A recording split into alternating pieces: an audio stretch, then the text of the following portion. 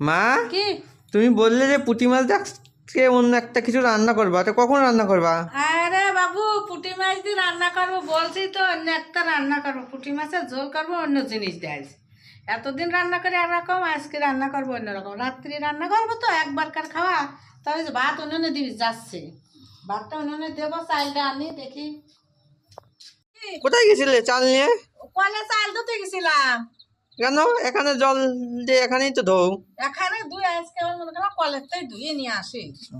আজকে কলেরটাই ধুতে গেছিলাম, অনেকদিন কলে যা ধুইনি।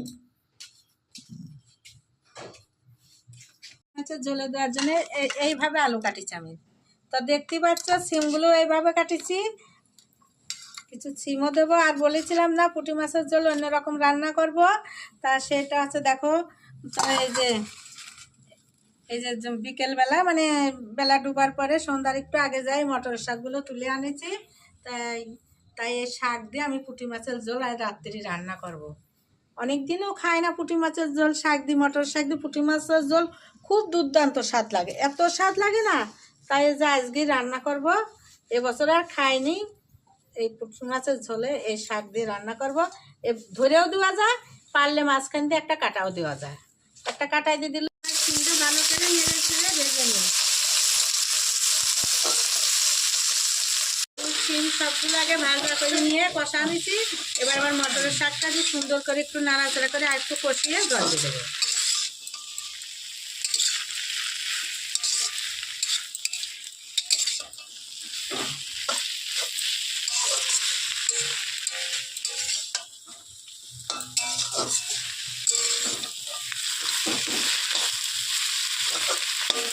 আমার কষানো হয়ে গেছে, এবার আমি পুঁটি মাছগুলো দিয়ে দিই।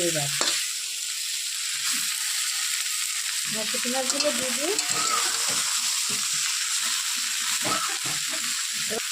জল দিয়ে দেবো।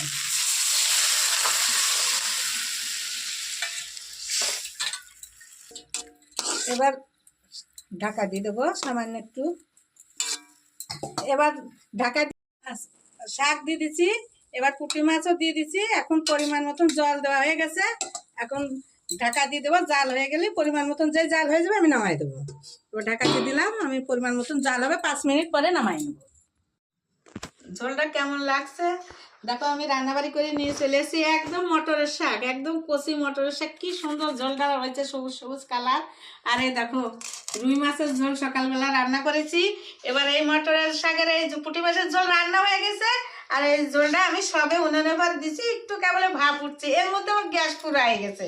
আর আমার কিচ্ছু নাই, আমার খড়িতে রান্না করবো, আমার হচ্ছে মানে ওখানে লাইটের কোনো ব্যবস্থা নাই, তার জন্য আমি এটার বেশি জাল দিতে পারিনি। তবে বন্ধুরা শোনো, আমার এই ভিডিওটা যদি ভালো লাগে তো আমার একটু লাইক কমেন্ট শেয়ার করো, একটু ফলো দিও পাশে থেকে।